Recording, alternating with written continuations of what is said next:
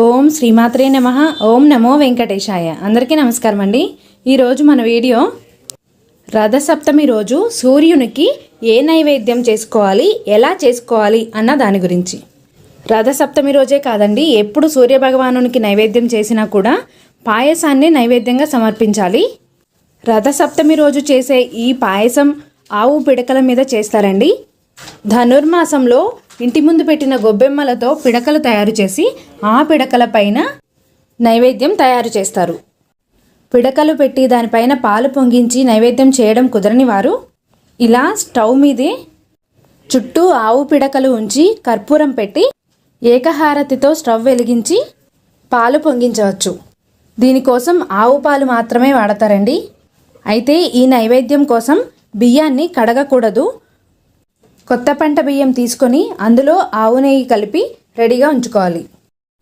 తర్వాత పాలు పొంగించుకొని పాలు పొంగిన తరువాత మాత్రమే ఈ నెయ్యితో కలుపుకున్న బియ్యాన్ని పాలలో వేసి ఉడికించుకోవాలి. ఈ బియ్యాన్ని ఇంట్లో ఉన్న వారందరి పేర్లు చెప్పుకొని సూర్యనారాయణ మూర్తిని తలుచుకొని ఆయుర్దాయం ఆరోగ్యం బాగా ఉండాలి అని మనం పెట్టుకున్న పాల గిన్నె చుట్టూ తిప్పుకొని అందులో వేయాలి. అయితే ఈ పాయసాన్ని కలపడం కోసం ఈ రోజున గరిటను వాడరండి, చెరుకు గడతో ఈ పాయసాన్ని కలుపుతారు. ఇక్కడ పాలు తూర్పు దిక్కుగా పొంగితే ఈ సంవత్సరం అంతా కూడా శుభం కలుగుతుంది అని చెప్తారు. ఈ పాయసం చక్కగా మెత్తగా ఉడకాలండి. సూర్యభగవానునికి పళ్ళు ఉండవు అని చెప్తారు, అందుకే పాయసాన్ని నైవేద్యంగా సమర్పిస్తారు.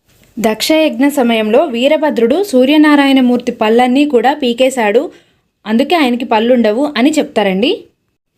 ఇలా మెత్తగా ఉడికిన అన్నంలో బెల్లం వేసి కలుపుకోవాలి.